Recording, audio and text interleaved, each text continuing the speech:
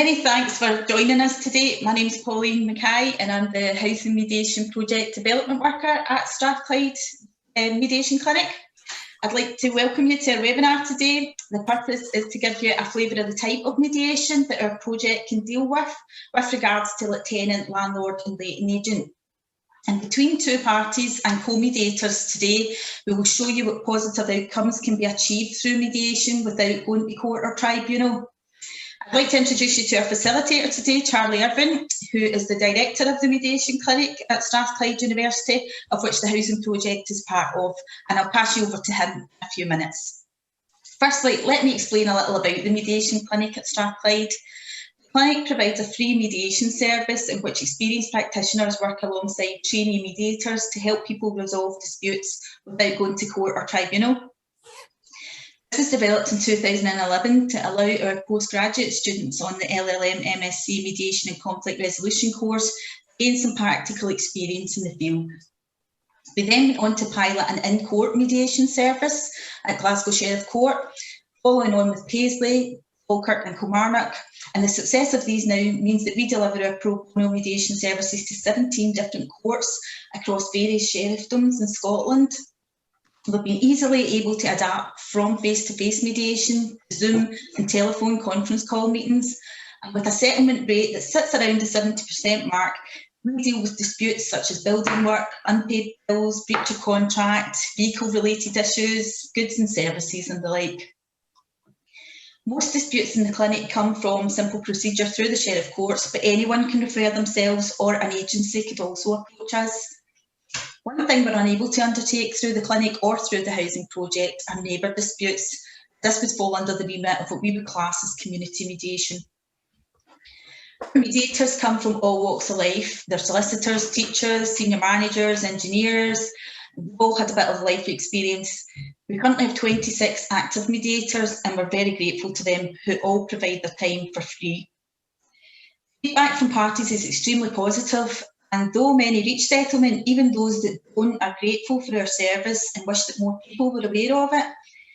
Our feedback is that it's taken the stress out of lengthy disagreements, and they felt that they had the opportunity to communicate with the other party in a calm, safe setting. Last year, the clinic was the joint winner of the Community Contribution Award at the Scottish Legal Awards. This was quite significant for us as it demonstrated that the legal sector was beginning to recognise the benefit and the impact of our service. So I'll move on to the Strathclyde Housing Mediation Project. So disputes between landlords and tenants in the private rented sector are always challenging, but during the pandemic, they've been especially fraught. The combination of economic insecurity and heightened anxiety mean that disagreements can escalate into major disputes. And with all of Scotland now in level 2 or lower, this means that evictions can now be enforced across the country. In response, Strathclyde Mediation Clinic has relaunched its housing mediation project for the coming year, and this is funded by Safe Deposit Scotland Charitable Trust. Like the Mediation Clinic, we focus on early intervention. However, this part of our free confidential mediation service is available to mainly private rented sector landlords, tenants and agents across Scotland. Housing Mediation Project offer a cost-effective, efficient, pragmatic alternative to the adversarial approach. Mediation is less damaging to the tenant-landlord relationships than formal action, and the consensual voluntary approach means that agreements are more likely to be fulfilled, reducing the risk of eviction.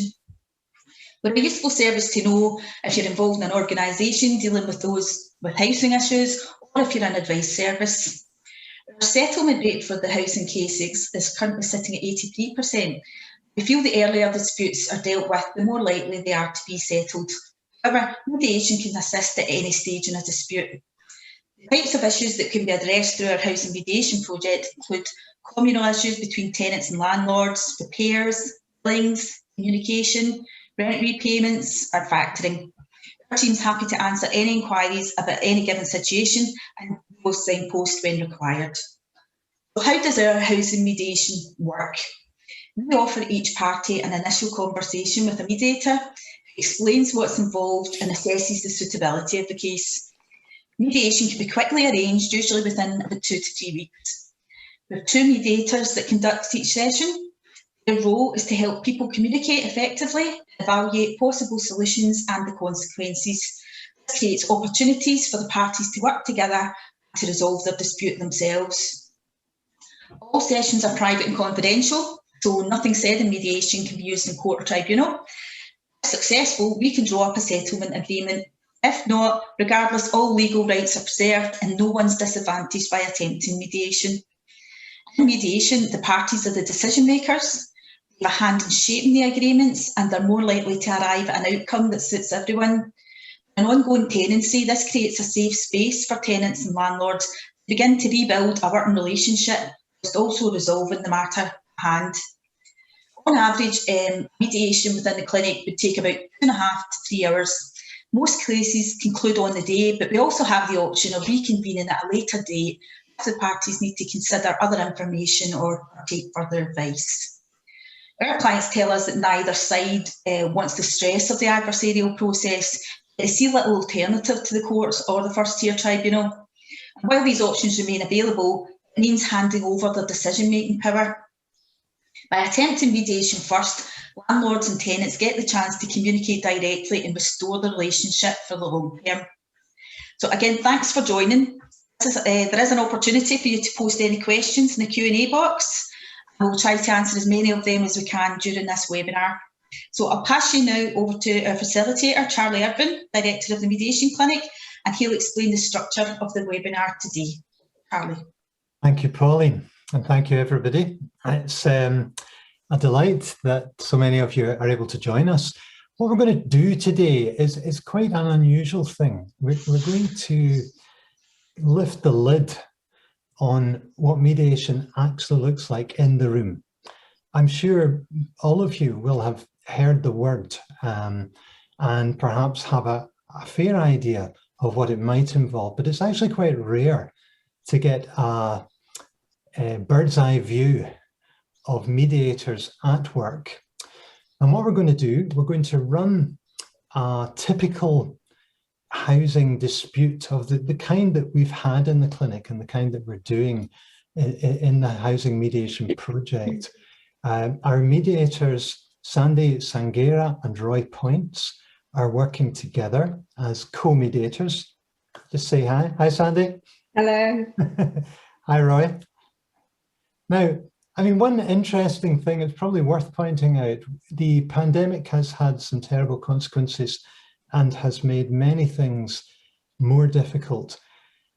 It has also disrupted some previously held assumptions. One of them, not an assumption, a reality, was about geography. The difficulty of getting everyone together for a meeting. It was always, and I'm sure all of you will understand the difficulty, trickiness. Today, we're actually joined by Roy is in Harrogate, in the country to the south of us, and Sandy is in Montreal. And the clinic has been able to draw on the services, some of our alumni in different parts of the world because of the wonders of Zoom. So that's worth bearing in mind. I'll introduce now our parties. We would call people parties when they come to the mediation clinic. Just before I do that, I should just explain, if somebody is thinking of using the housing mediation project or is referred by the tribunal or it's suggested by an advisor, they can call us, they can email us, and the first thing we'll do is have a conversation with them on the phone. So we're going to assume for today's purposes that Stephen, the landlord, and Alice, the tenant, have already had a brief conversation with the mediation clinic where we would take their details, we'd get a sense of what the dispute is about, and we would explain what's involved in mediation. And they've both agreed that they're going to give it a go and attend on a certain date. So now I'll introduce Stephen, our landlord. How are you? Hello, Charlie. I'm fine. Stephen, just in maybe in 1 minute, can you just briefly tell us what this dispute is about? And what you're looking for? I'm really surprised. I have been a landlord now for the past decade, I have a number of properties, and I was quite happy, to let Alice and her boyfriend be my new tenants. I had a vacant property, because her brother is like a brother to me. We go back a long time. And obviously I was made aware that there was some damage to a bath, and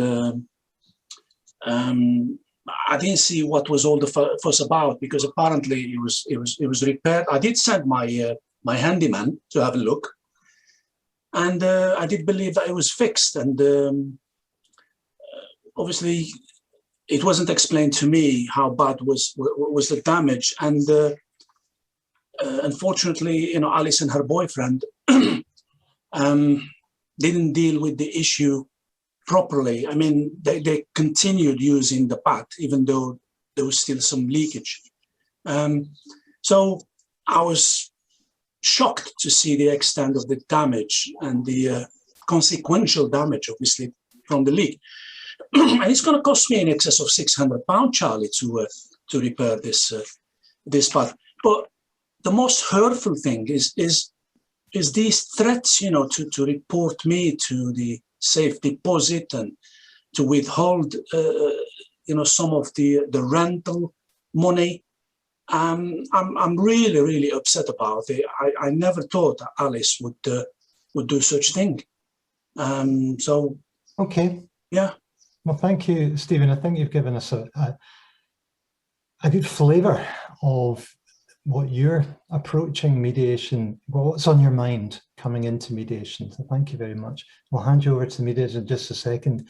Alice, you've been renting, I think, for a little while. Again, just in a minute, from your point of view, what's this dispute about? Well, for me, I've been living there for 2 years with no problems, but there has been a crack in the bath that's continuously got worse. It got to the point where we would use the bath and there was a leak that was coming through to our ceiling. So we did send pictures, and we emailed Stephen to show him how bad the bath actually was, and he advised us, due to the pandemic, to try and sort it ourselves. So me and my boyfriend did put silicone down, tried to fill up the crack, but it didn't work. So we did send a handyman round, but that didn't work either. So it just basically advised us not to use the bath at all, which is really not a suitable option for us, because we do have nephews coming round 2 nights a week, and they need baths for school, etc. For us, we could turn our shower head in a way that did avoid the crack, but that just wasn't a suitable option for us. I did withhold rent, but it was due to the fact that we weren't getting full use of our property. Like, we didn't have a bath, which just wasn't great for us. Okay, thanks very much, Alice. So in just a moment, I'm going to hand Stephen and Alice over to Sandy and Roy for the start of a mediation. Now, just to explain the structure, what we'll do is we'll let Sandy and Roy run the mediation for about 10 minutes. And then I'm going to jump in and we'll do something that you can't normally do in a mediation. And we'll just get a quick snapshot of how it's going. We'll maybe ask the parties, we'll maybe ask the mediators. And if you have any questions about the mediation, please use the Q&A and we'll take a look at that. And we might put those questions to the mediators and we might put them to the parties.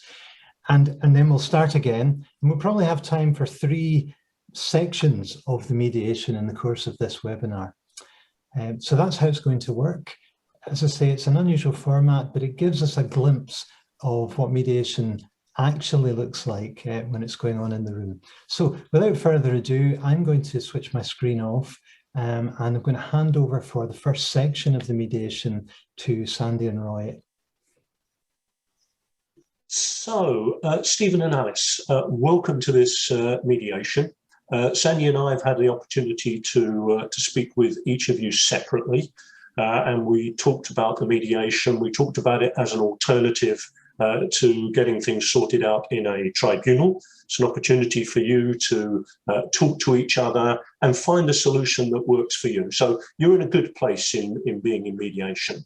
The other thing that we would have touched upon, and of course we've all signed now the agreement to mediate, is that we will all hold this meeting confidential. So what we talk about in this meeting, we can explore all sorts of options, but they can't be used anywhere else. I mean, primarily we're thinking about the tribunal. So you'll have your rights to go to tribunal, but we agree just to keep things confidential. Okay, just to remind you of that. Going to hand over to Sandy. She's going to explain a little bit more of what's going on today. Okay, welcome Alice and Stephen. So in our pre-mediation separately, we explored the platform Zoom and agreed how we would communicate in this forum. So I just want to highlight a few reminders. So if you do cut out, you do have our number, so you can contact us. If you do need to pause or have a comfort break, you can inform us just by letting us know. And could you just turn your phones off or any distractions in the place where you're doing the mediation? And also, we agreed that you will remain in the space where you're mediating alone to honour the confidentiality. And second to that, there was an agreement around the kind of how we would communicate.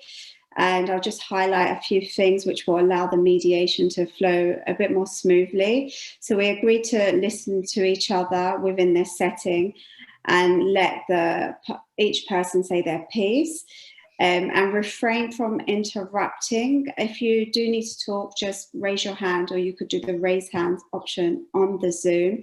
And this allows you to both kind of speak freely as well if you're able to listen. And we as mediators may interject at points to facilitate the process forward or clarify certain points.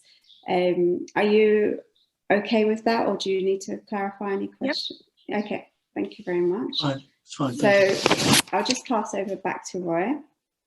Okay, so let's think about our agenda for today. What's going to be important for you guys to talk about in order to get to a solution here today? So I'm going to each of you in turn, and it will be good to hear what you need to talk about, what you would like to achieve in this mediation. We'll summarise that for whoever speaks first, and then we'll hear whoever speaks second. That puts our agenda together for the day, and then Sandy and I will support the conversation from there. Is that okay? Yeah. Good. So, who would like to speak first? Don't mind. So, Alice, are you okay to speak first? Yeah, that's fine. Good. Away you go. I think what's important for me is, obviously, I would like to continue to have a relationship with Stephen because we were good friends for quite a few years. But I think before that happens, we do need to sort out sort of the financial aspect. It's cost me £200 to try and fix our bath, and obviously that didn't work. Also, I did put a deposit down, which was £800, but I would rather not get that back and still be able to live in the tenancy, because Alice, a relationship is based on trust. You know, Stephen, you didn't trust me with your money. Stephen, could you just refrain just for a moment, and you will get the chance to speak. I mean, how could we continue a relationship when Stephen, just at this moment, I'll just allow Alice to speak, and you're going to get your time to speak. So Alice will continue to speak, and Roy will summarise, and then you'll get a full opportunity to speak. You can continue, Alice. But I think if I was to stay in the tenancy, I would need to have a new bath. I feel like we've tried multiple options trying to fix the bath, and it's just not working. So I would like my £200 trying to fix the bath, and we can move on from the relationship from there. Okay, thank you, Alice. So let me just try and summarise that. You're saying you want to get the relationship back on track. You want to stay in the property, but before that, in order to get things back on track, you need to sort out some of the financial issues, like the £200 that you've paid for the bath. Yeah, that's right. Okay, thank you. Sandy, do you want to take it up with Stephen? Yes, Stephen, now you have a chance to speak, and you can just speak freely as you wish. And how can we talk about resuming a relationship when I was the one who trusted them with my property? I mean, I treat her brother is like my brother.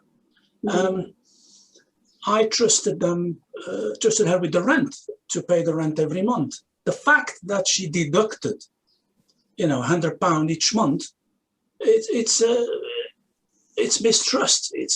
She didn't show me any trust whatsoever with my rent, with her money. Mm-hmm. And I mean, she continued using the bat with the knowledge that it's causing more damage. As you can see, I'm very, very annoyed.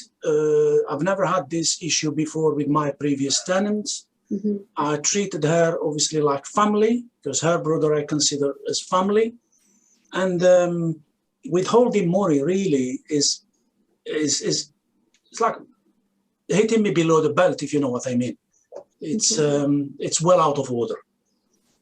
Okay. Well, thanks for sharing that, Stephen. So it sounds like this situation has really annoyed you, and the actual topic of trust came up a few times, that you felt that you left that trust and that was broken for you in the means of the rent was deducted and that impacted on you, and you feel that you didn't have any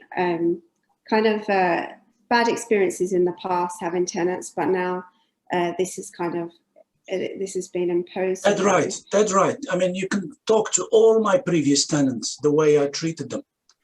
Okay. And what makes it worse is that, I know Alice and I know her brother. And to threaten me with taking me to the, what they call those deposit people, the safe deposit people, that makes things worse. Okay. This is blackmail. Okay, so I hear that that didn't work for you to feel you felt threatened at one point. And moving forward, Stephen, what are you hoping to achieve from this mediation? I want Alice to explain to me why she didn't trust me. Why did she have to deduct the money? I mean, we're talking about £200 here. I mean, was it 2 months deduction? I mean, I want her to explain to me, who am I to her? Am I a crooked landlord as far as she's concerned? Okay, so it sounds like you want an explanation from Alice as to why you felt she didn't trust you, and Alice, you would like the money factor resolved in this mediation. And I'm totally fine to explain to Stephen as well. Okay, and so that I think that's possible during this mediation to achieve. Okay, so forgive me, I'm going to jump in from nowhere. So as I said to everybody watching, this is unlike a normal mediation. At this point, the mediators will be in the moment and they'll be making choices. And this is probably one of the interesting first moments in a mediation where the mediators have begun to gather information. They've heard each party at least make an opening explanation. And so what I would like to do, well, I would like to invite at this point to anyone watching to use the Q&A. And I think the question for us is, where ought the mediators to go now? That's always an interesting question. If you were sitting in their seat, what would you want to explore? And I'll look for questions. In the meantime, just while we're gathering those questions, I think I would just like to ask from a very, very quick snapshot from each of the mediators, your own sense of how it's going and where you think you might take it. Roy, will we start with you this time? For me, we aim to get them settled. We aim to get them to agree on where the conversation might go, and that's starting to crystallize. We might have to ask another question or two to help them structure how they want to go about the mediation, but it's their conversation that we're there to support. I'm very conscious of that. Okay. Sandy, what's your thinking about it so far? My thinking is it would be great to work with the money issue. However, I think that may not be possible unless Stephen gets some kind of input as to why the situation occurred. And therefore, I might want to touch on that before I kind of, so Stephen can feel more at ease. Alice already agreed that she would be willing to explain that and then move on from there. Thank you. So thanks very much. We've now had a good collection of what I might call housing literate comments, and we'll just, I think we'll share these and then we'll take up the cudgels again, because obviously the mediators will be making these choices in a very, very brief instant. But here's one question, for example, what would you do in each other's positions if the roles were reversed? I guess that's a suggestion of a question that the mediators might pose. What will persuade Stephen to carry out remedial works? So that sounds like quite a pragmatic proposal. Why hasn't the landlord carried out the necessary repair? That's like, to me, sounds like a housing perspective. There may be some duties and obligations around here. So someone perhaps echoing some of your thinking, Sandy, Ed Johnson, explore Alice's deduction versus the cost of repair. Has she actually already had repayment? Restoring trust might be her not having her cake and eating it. Okay, so there's issues about the money and the trust, which thank you for that recognition, and that they're often related. Here's another, why didn't Stephen just fix the bath? He knew it was getting worse, so suitable arrangements could have been made regarding COVID, but it didn't need to get this. So there's another why question. And here's another, the tenant shouldn't have withheld the rent without approval. And the landlord does have an obligation to repair the bath under repairing standards. He doesn't appear to understand this. So there, again, some issues about the regulatory and legal framework under which this is operating. Here's an experienced landlord suggesting he might have acted more speedily. I did quite a detailed thing there about the landlord's responsibilities. A couple of lots more questions actually. Explanation from Alice. Why did the tenant continue to use the bath when it was obvious it was leaking? Quite a lot of why questions. And then somebody's asking, how would the mediators now facilitate the conversation? I'll stop at that. I think that's really useful to give us a snapshot. And I think this is also a good glimpse for all of you who are attendees of what faces the new mediator. Because when you find yourself sitting in the midst of someone else's dispute for the first time, these are the sort of questions I think that do go through our mind. I think without further ado, rather than take up too much of our time, I'm going to hand back to the mediators. We haven't looked inside the brains of our parties. We'll maybe do that at the next stage. But you, like the mediators, have to guess from the way the parties speak and look what they're thinking, and that's the kind of data that mediators have to work with. So we'll stick with that for now. So there's a few interesting tips and ideas for you, Sandy and Roy. I'm going to hand back to you now and bow out. So I'll just ask Alice, if you could just give some details how this situation escalated. Well, for me,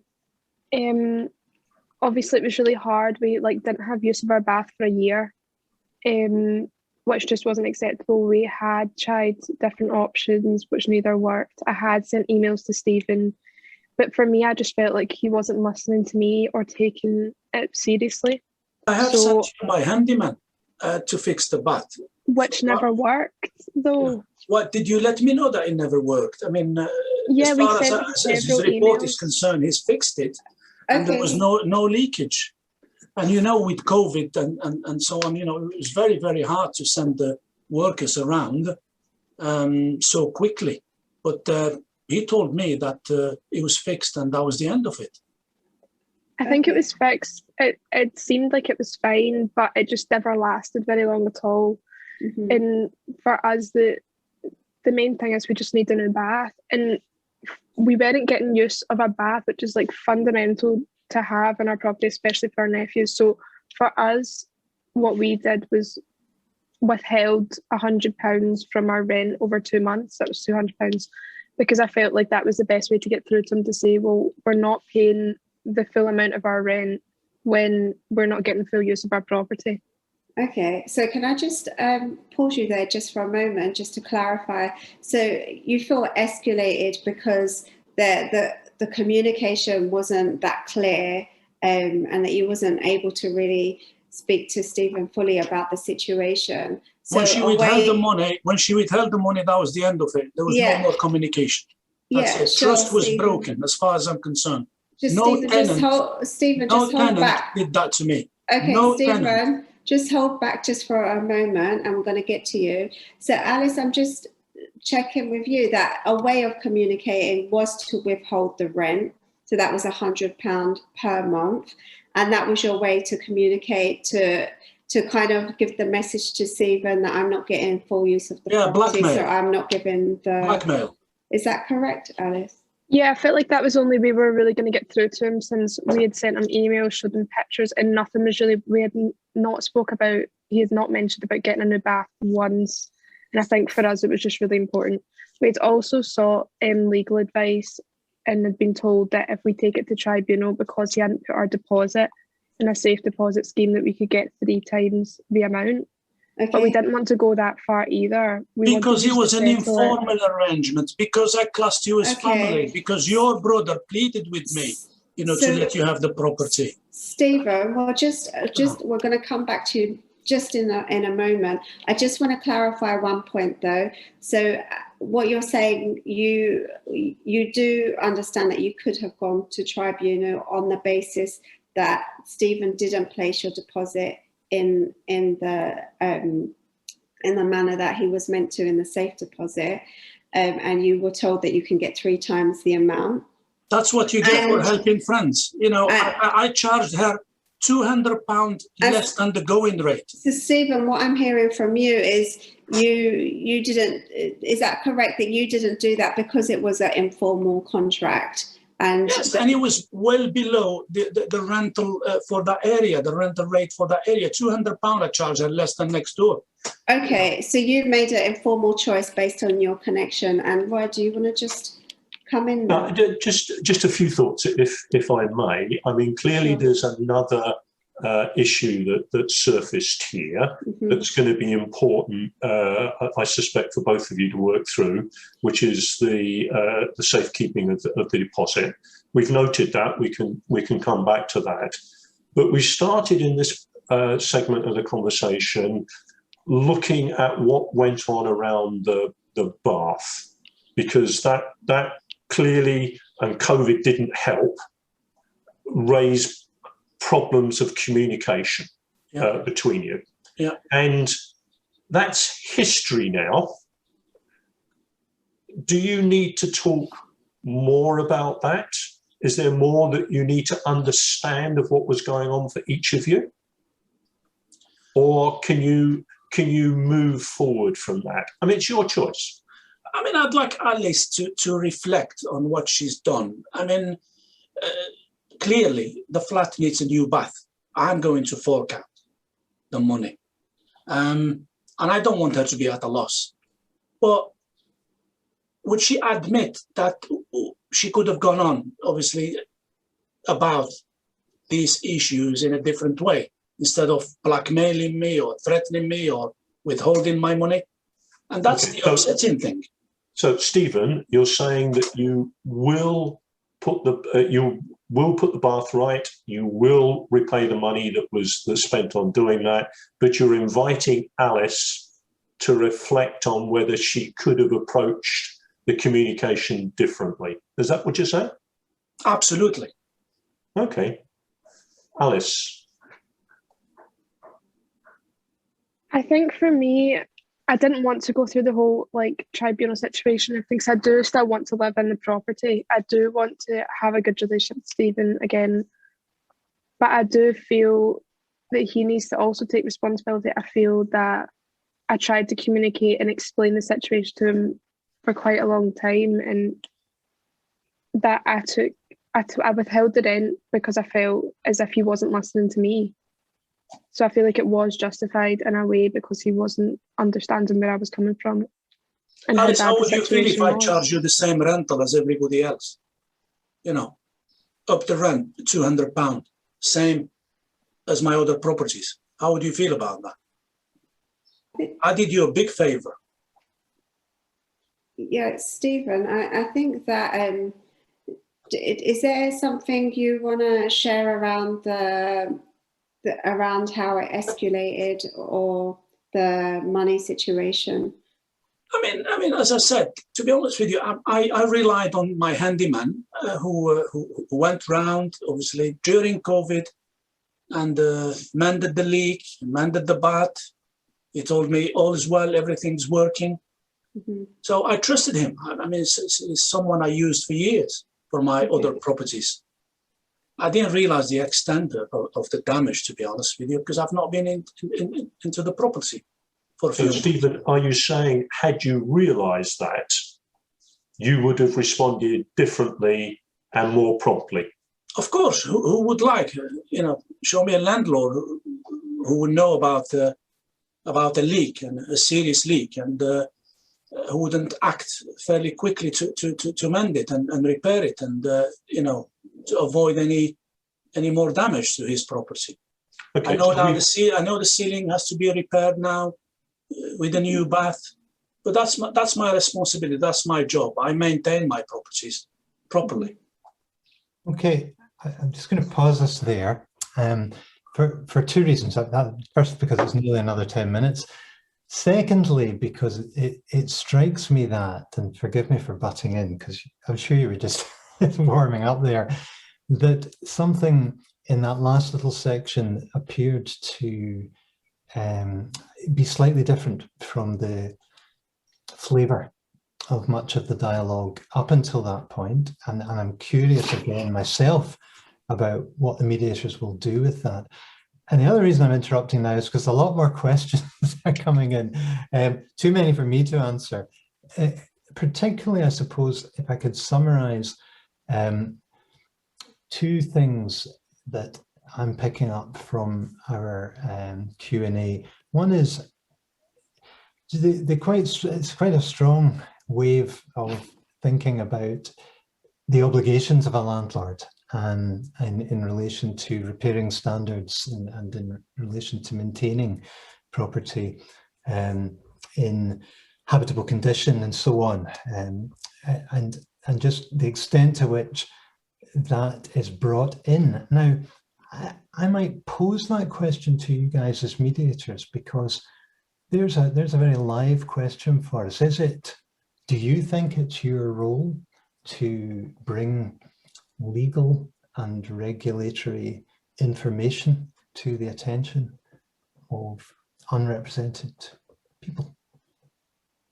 Roy, Sandy.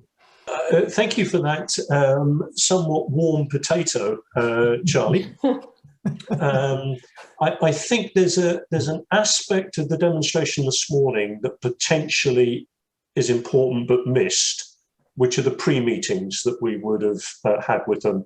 And I think there's a sense in which when you're having a pre-meeting with each of the parties, you can deal with these issues in ways that become a lot trickier to maintain your impartiality, your neutrality within the mediation. So I think then, as these things would have surfaced, we would have been saying to Alice, okay, we can't offer you advice. You need to think about your advice. You need to get that advice so that you can come into the mediation in order to make decisions. So I don't entirely take it on. I think that's where it more naturally comes up in the conversation. I don't see it our job as a mediator to ensure that something is compliant with the law. I'm not legally qualified. I wouldn't go there. With this mediation, we are trying to get two parties to have a conversation and work out what's fair in terms of what they will both freely agree to. Sandy, any thoughts on that issue? Because we may have different points of view.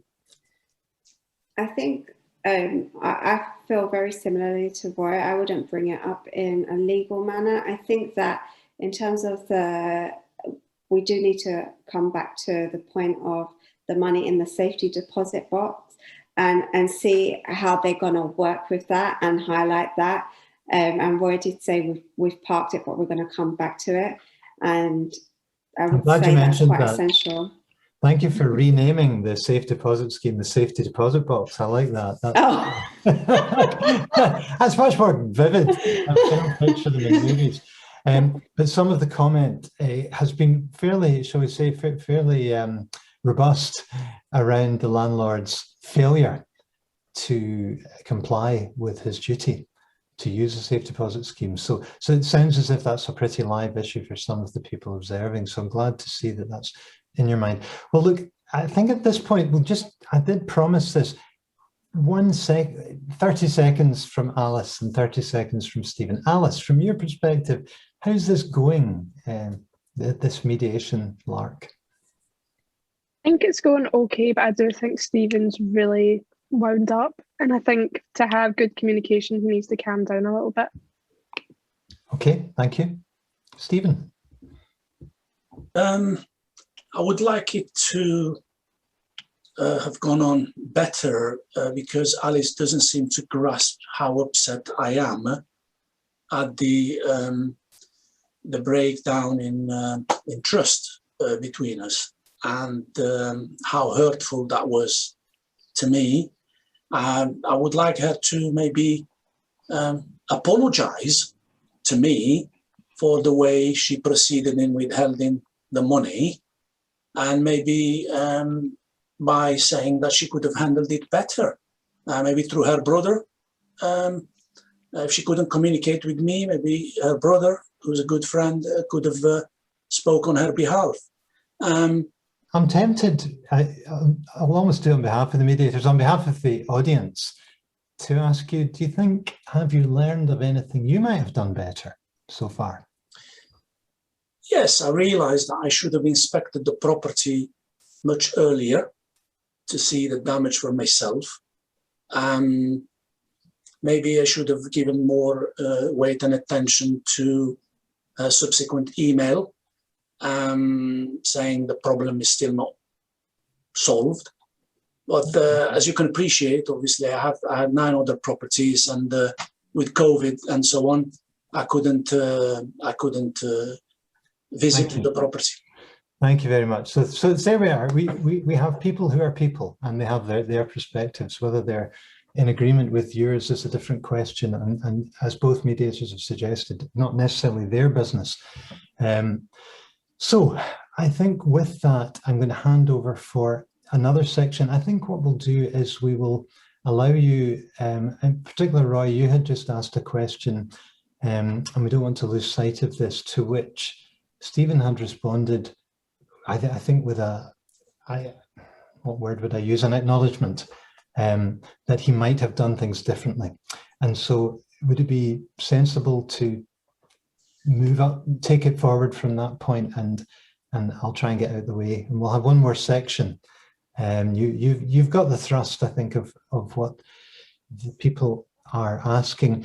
Maybe I should just say one other thing. There's a couple of people who are not focusing on the legal obligations and the legal framework, but are saying something rather different, is why don't you get out of the way and let Stephen and Alice have a chat? So I'll just throw that into the pot. Two very, very different ways of thinking about what mediators might do. But I'll let you guys follow your nose. Okay, so Stephen, thank you for that acknowledgement that you could and should have handled things differently, and that practical suggestion about paying for the repairs and getting a new bath in, and maybe we can come back to when that will happen and how that will happen. Is there something you're still wanting to hear from Alice?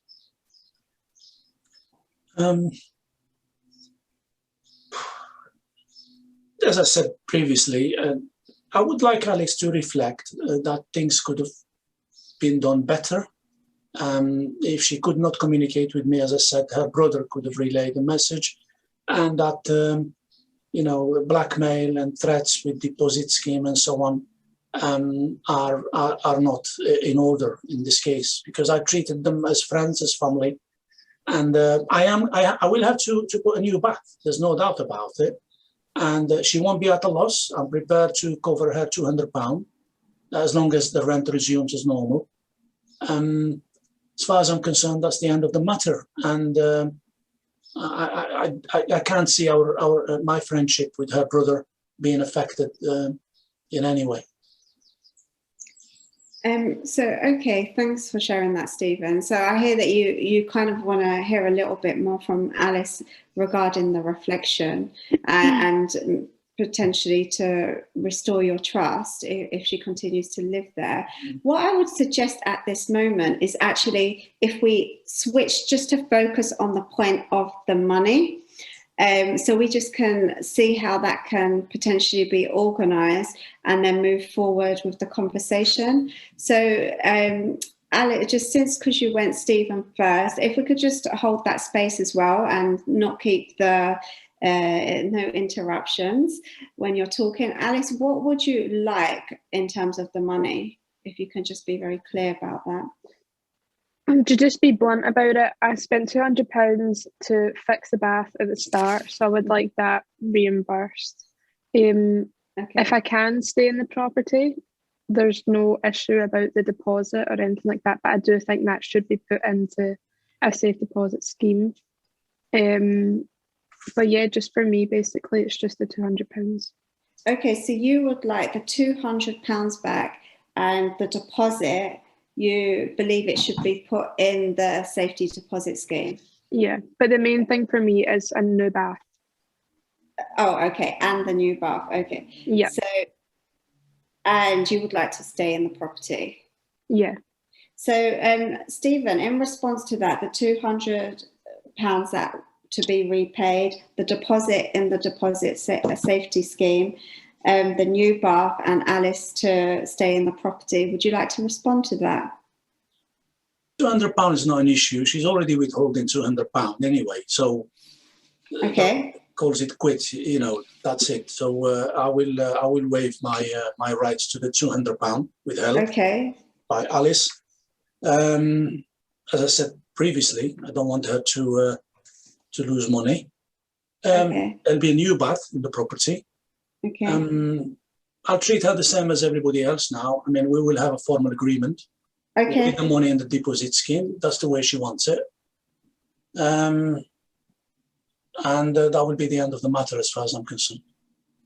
Okay, so just to clarify that you would see the balance being cleared for the 200 in the sense that, is it that you wouldn't pay, you wouldn't expect Alice to pay the 200 that she owes you, and that would be clear? That's correct. We'll start afresh. Yes. Okay, and would that work for you, Alice? I think I did withhold the £200 for a good reason, so I wouldn't pay that back. Yeah, so what I believe, if I can clarify, Stephen would say that you wouldn't pay it back, but then he wouldn't owe you 200, so it would be balanced like that. Is that correct? I think he does. He should be giving me the £200 because I did pay that out for the bath, and I do think it was valid that I did. Alex, I don't seem to understand. Okay, you withheld £200 of the rental. Okay, you paid £200 from your own money to repair the bath. I'm not going to ask you for the £200 rental. Okay, so as far as we are concerned, you've been paid off. You're not losing any money. So how would you like to respond to that, Alice? Yeah, I feel like maybe he's got a point, but I just do. It's not really what I came here with the intention of. But well, we can also clarify that point just as we can move on to the others and come back to that. Yeah, I think that would be the best idea. So if I give you your £200, okay, that you lost, are you going to give me back my £200 rental money? No, because I feel like I was valid in keeping that £200 because I didn't have a bath. Oh, I see. I mean, this is a new thing to me. I'm just hearing that Alice withdrew that money on the basis that she didn't use the bath. So Alice, you believe that, like, you would like to have £200, and it be nothing to do with the money that was withheld. Alice is getting a brand new bath that's going to cost me £600. A brand new bath with the plaster repaired and everything else. Surely okay. you don't expect me to fork out another £200 on top of that. I think if we definitely do settle that a new bath will be installed soon, then yeah, I feel like we can just call it quits on each 200. Your new bath will be installed next week. Then yes, that's fine. Okay, thank you for that point. And the new bath has been checked. We can go into the details towards the end of the mediation about the money in the safety deposit box. Would you like to? Yes, absolutely. I mean, as I've explained, I'm not a crooked landlord, and all my agreements, rental agreements, my 9 other properties are held with the deposit scheme, you know, the safe deposit scheme. This was an exception, as I said. I've explained the reasons. It was below market rate. It was a good friend. So the issue of trust obviously was paramount in this case. But by all means, an agreement will be drawn next week as well for her to sign. So there's 2 points to that, that the money would be put in the deposit box and there would be a formal agreement that will come. And Alice, how do you feel about that? I think a lot of issues came from us having an informal agreement. So I think a formal agreement would just sort of settle a lot of issues that I had. Okay. And then one of the last points was about Alice to stay. Alice, you said that you would like to continue to stay in the property. Stephen, would you like to respond to that? Could you remind me, Alice, how many months do you have left on the current deal? 4. 4 months. 4 months. Obviously, we will see how it goes. We'll review that, you know, when at the end of this year. Okay, I'm going to jump in again. Sorry to butt in. Not least, I think, because we're probably sailing towards the edge of the known universe of the instructions, and we're perhaps having to start making things up. And of course, in real life, people know their own experience and they know their own situation. Thank you again to Stephen and Alice, who I can now say are Farid and Elise, for so faithfully representing the kind of people that we work with. There's been quite a strong thread through the Q&A and actually through the chat as well of the, how can I put this? I think I have to be very blunt, the unreasonableness of Stephen. And so we don't have terribly long. I think what I'd like to do now is come back to the mediators, actually, first of all, and just ask you to reflect on that as a mediation process from your point of view, with a very specific focus on a housing issue. What's your thoughts about how it went and where it wound up? It seemed to cover what I might have expected to be on that. I kind of try to hold myself back from feeling that one side or another is unreasonable, because that's merely a point of view, and we're here to serve both of them. And really it's just kind of creating a safe space for them to have the conversation. And it goes where they will. If they want to remain in unreasonableness, that's their choice. And fairness is what they will agree to. Well, can I come back at you? Because I think one of the things I'm picking up from our audience is a number of people saying, well, hang on a minute, you know, calling the safe deposit obligation blackmail is a form of blackmail in its own right, or it's a form of bullying, or it's a form of emotional the use of some emotional realm to deal with it, with a problem. And a couple of people said, actually, Stephen's simply breaking the law. Now, as mediators, I'm curious about, I don't think you're completely strangers to the safe deposit scheme, how to handle that kind of information, which won't be uncommon for mediators to hold when you're playing this role, facilitation role. Well, again, I suspect that's something that would emerge in the pre-mediation meeting, and you can have that conversation then, and you could say to Stephen, okay, have you checked out that position there? Because while I'm not here to offer you legal advice, you may well find that that is an untenable position. Okay. It's your choice. Thank you. I appreciate it. Sandy, you've got something to say. And yeah. Can you just confirm for me our time frame? Are we supposed to be finishing at 12 o'clock or? I'm thinking Pauline's here, but I don't want to detain people. Yeah, we have scheduled it up till 12 o'clock. So if we could kind of finish up round about now. We'll wrap up. We're going to run a couple of minutes over, but Sandy, I'll just invite you to respond to that, and then I might wrap up. Well, I feel like I echo some of the major points of Roy, but I want to highlight that I'm not here to advocate for one or the other. And I think by me saying that initially, okay, Stephen should have, and legally should have put the money in the safety deposit scheme, not box, then he's already the wrong one. And then I feel like as a mediator, I already have my bias. And so I'm working with a certain agenda. So I want to come in as that they both have a right to speak and they both have a right to make a decision. And just to add to that point is that something that I think that was missed, that it didn't really come out, but it was in the kind of briefing, that we're not actually too sure how the bath broke. And if we had more time, we would have been able to explore that. And then who's right, who's wrong. Yeah. And my point is, I never want to be in that space as a mediator. Thank you. One question that came up, and I think this is really important for those watching, is that in our live mediation, where this would last probably 3 hours, or perhaps longer, or perhaps less, the mediators have got the option of using breakout rooms.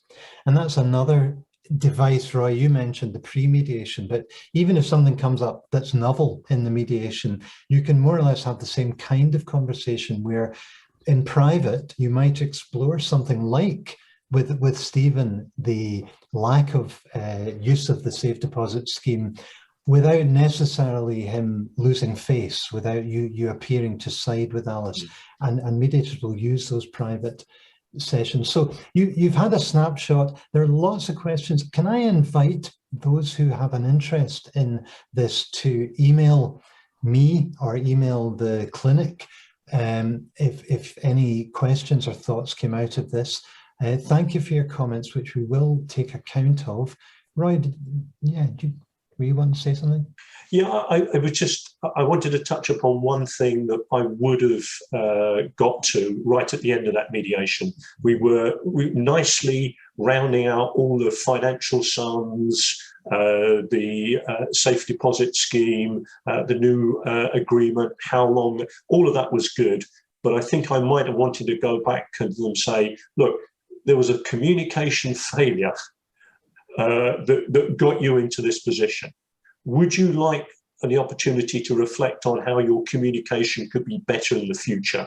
How do you want to communicate with each other? And I think that's an aspect of just interpersonal relationships, which is very well handled within mediation, which arguably going to a tribunal or someone who's going to adjudicate who's right or wrong, it takes away those opportunities. And I think that's what I would have liked to have offered to them at the end. Okay, Luke, thank you so much. I'm sorry we've run out of time. I think you're getting a glimpse, everybody, that in real mediation, time goes like that. And it's quite astonishing how quickly 2 or 3 hours can go. There's something quite intense about it. It covers a lot of ground. We've shown you a mediation, maybe deliberately, and because so few of our mediators are housing specialists, by and large, most of our mediators are generalists, and they're bringing some knowledge and information about housing. And you'll have seen a caution on our part about being advice givers. It's the same dilemma. Some of our mediators are solicitors, and when they're doing small claims, they're not there to give legal advice. And I hope this has given you a glimpse. Thank you, Sandy. I thought just on the safe deposit scheme, it was interesting that Sandy simply courteously invited at the end, what about the safe deposit scheme? And it turned out that the issue was resolvable by the parties. So sometimes curiosity and polite, courteous questions can do the job rather than telling people what they have to do. Anyway, I think we should draw it to a close for the sake of those who've got other diary appointments. We have recorded all of this. And as I say, please make contact with the clinic. Anything you would like to say in closing, Pauline, or have I said enough? You're muted, as they say. Yeah, sorry, I could see that coming up there. I do apologise. No, it was just, again, to thank yourself, Charlie, and all the Roy's, Sandy, Elise and Farid for your input today, and for everyone attending. We'll be in touch with everyone with a feedback form, and maybe we can do something similar again sometime soon. Great. Thank you very much. Thanks again. Bye. Bye. Thank you.